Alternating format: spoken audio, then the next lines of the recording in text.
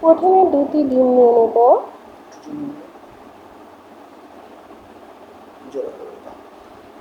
সামান্য চিনি নিয়ে নেব স্বাদ মতো, ভ্যানিলা এসেন্স দিয়ে দেব সামান্য একটু,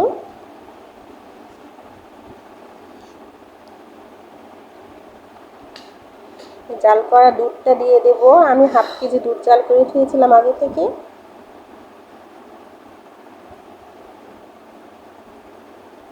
ঢাকনা মেরে আমি এখানে ধুয়ে দিলাম রাইস কুকারে।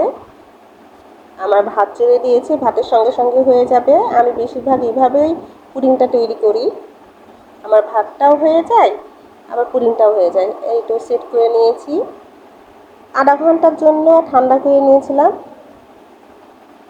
দেখুন সুন্দর হয়ে গেছে। এইবার দেখুন আমি জেল তৈরি করছি।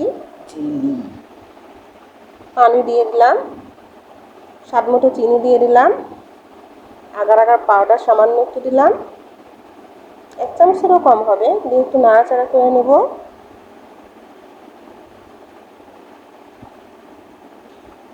এই সামান্য একটু ফুড কালার দিয়ে দিলাম।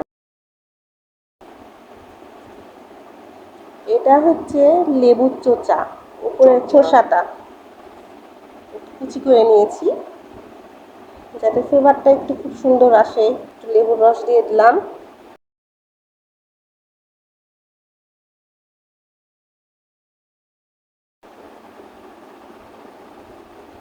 এখন দেখুন এই যে আমি ঢেলে দিচ্ছি উপর দিয়ে বাস এটা একটু জমা পর্যন্ত আমি রেখে দেব 10-15 মিনিট সময়। তারপরে দেখুন আমি কেটে নিচ্ছি, দেখুন কত সুন্দর হয়েছে। দেখুন অনেকটাই নরম, সুন্দর, সফট।